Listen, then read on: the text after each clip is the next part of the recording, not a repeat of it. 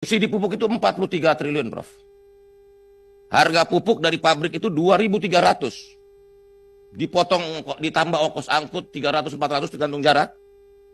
Sekitar 2.700 atau 2.600. Sekarang di pasar harga pupuk bersubsidi itu 4.800. Deltanya terlalu besar. Dan itu sangat merugikan buat masyarakat, rakyat atau petani pupuk bersubsidi. Dari pupuk aja kita udah hitung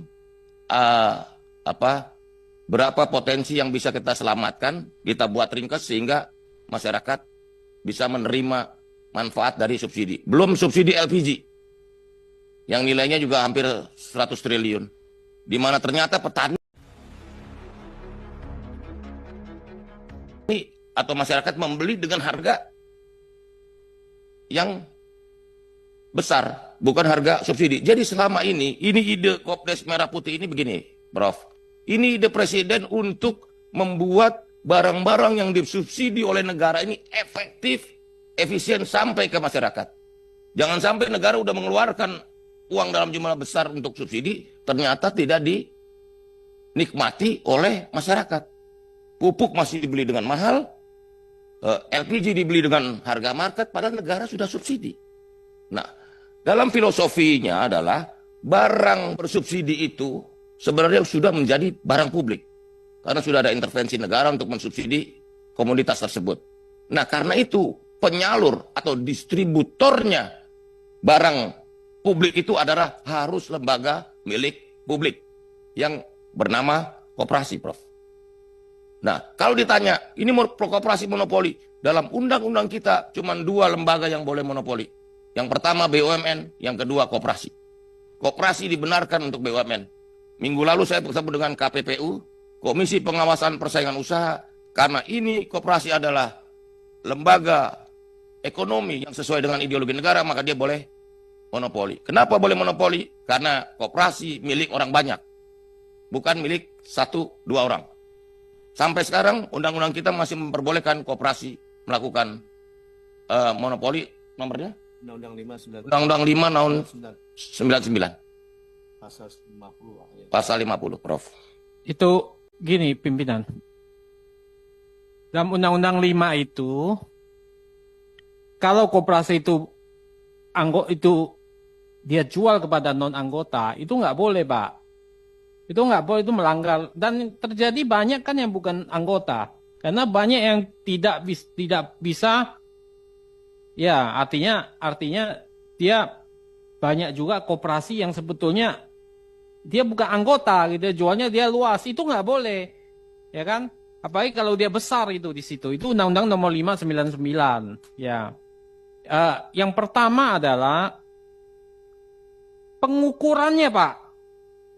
Ada nggak Bapak? Itu efektif. Bapak kan datang ke satu provinsi, kumpulin Pak Desa, menurut cerita nih. Wah, orang datang begitu banyak. Ngerti juga kagak, Pak.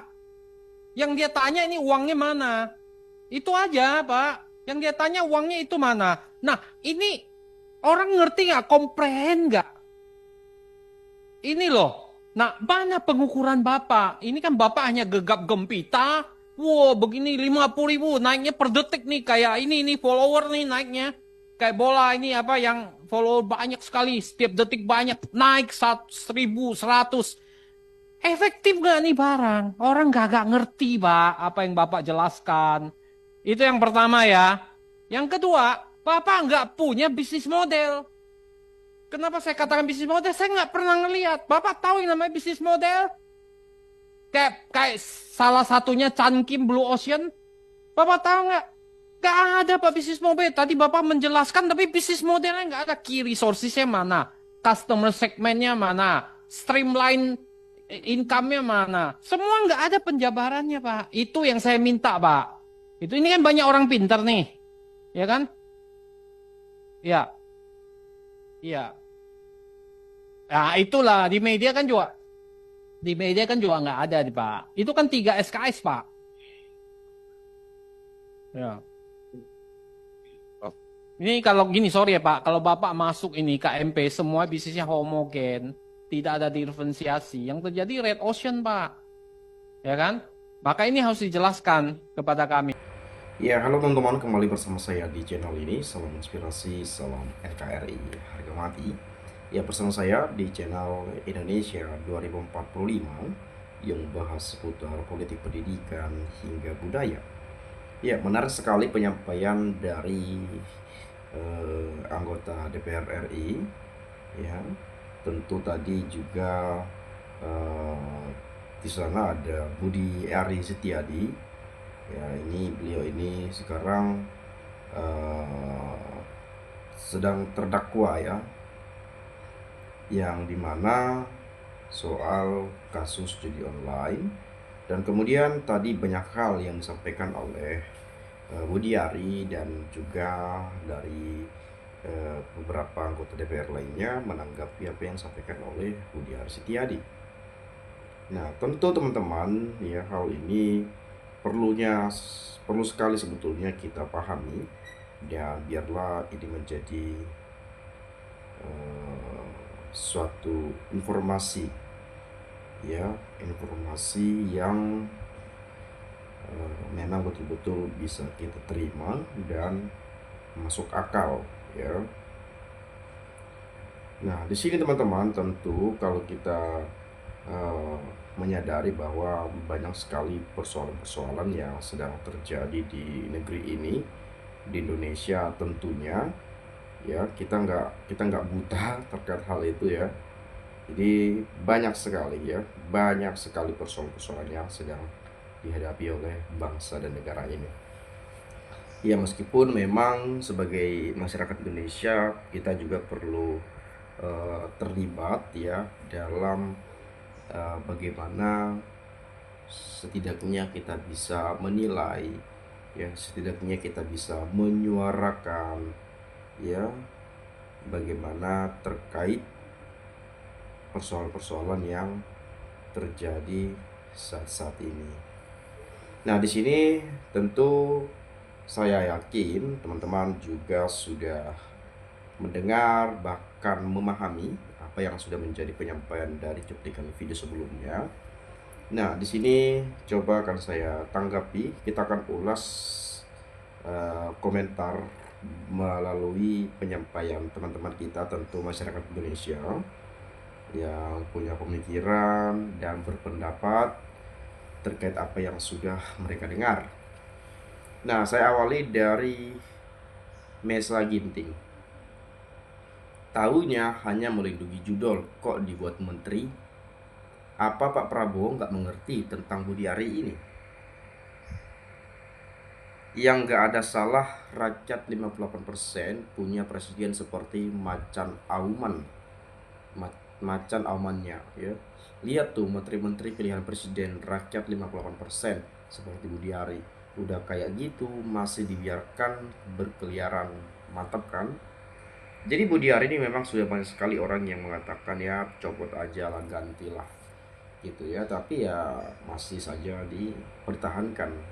Nah, saya nggak tahu, mungkin ada strategi di balik itu semua ya, alasan atau mungkin sesuatu hal yang sudah dipikirkan oleh presiden kita, tentu pasti ada ya.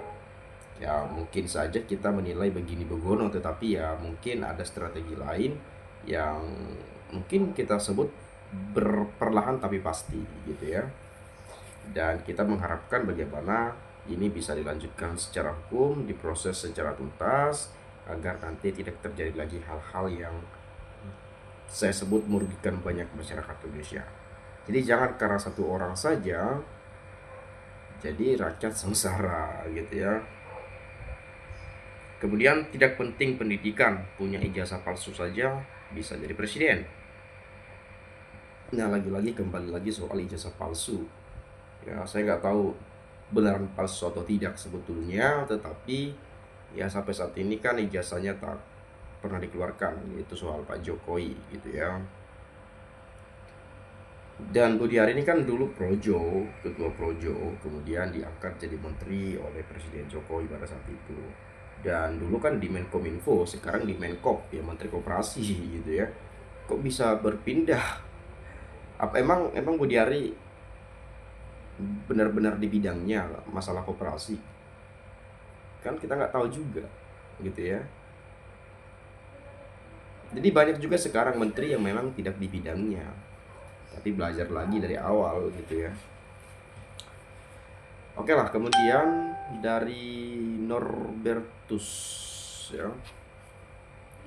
Koperasi milik orang banyak itu kalau modalnya dari masyarakat dalam bentuk simpanan wajib dan simpanan sukarela. Tapi kalau modalnya dari pemerintah maka itu bukan koperasi tapi sama aja dengan BUMN. Sehingga dapat dikatakan bahwa tujuan mendirikan koperasi Merah Putih hanya untuk monopoli produk pupuk LPG 3 kg subsidi pemerintah. Ya begitulah awalnya dari buzzer terus ya, dapat panggung amal bersama bosnya yaitu Mulyono, terus jadi kelompok yang dinamakan Projo ya, yang kerjanya cuman menjilat, memuja bosnya, terus dapat upah jabatan menteri. Harus dikulik si Budi Ari ini kuliah di mana, jangan-jangan ijazahnya palsu juga kayak bosnya yang sekarang sedang digugat di 2 pengadilan Solo dan Jogja ya. Nggak ada ilmunya ini dijadikan menteri. Bagaimana negara ini bisa menjadi negara yang hebat? Mulutmu Budi, alhamdulillah kamu bisa jadi menteri karena Projo Budi Ar, Budi bohong semua itu. Dijajah 350 tahun bisanya ya omon-omon bohong dueng ya. Haha, Budi Ari ngomong rakyat dinikmati sama siapa uangnya, emang rakyat mah gak menikmati, yang menikmati ya siapa ya. Lihat stafnya juga, wakilnya nggak mungkin dengar cuma makan aja, apa nggak malu dilihat se-Indonesia Raya. Jadi Budi Ari ini memang ya terkesan banyak komentar negatif sebetulnya yang tertuju pada beliau ya, terutama mungkin dengan latar belakangnya yang sebagai projo tetapi bisa jadi menteri ya, tahu hal-hal yang lainnya. Makanya ini kan dikatakan orang-orangnya Jokowi atau apalah gitu ya, menteri titipan dan lain sebagainya. Tapi ya saya rasa ya kalau memang kerjanya becus sih it's okay, nggak ada soal. Tetapi kan mungkin masyarakat menilai ya ini kok begini kan, mungkin seperti itu ya. Dan kita berharap persoalan ini bisa diselesaikan secara hukum.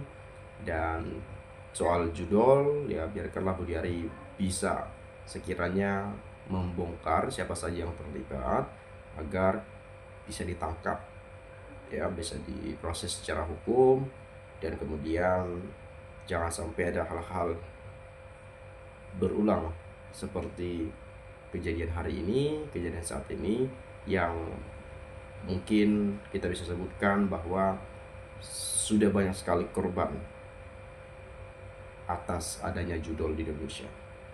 Tapi di sisi lain yaitu ada yang menikmati hasilnya, seperti yang diduga kuat saat ini adalah Budi Ari mendapatkan fee 50% dari judi online. Nah, kita akan tunggu informasi selengkapnya. Mungkin dari saya itu saja. Terima kasih. Saya ucapkan salam inspirasi, salam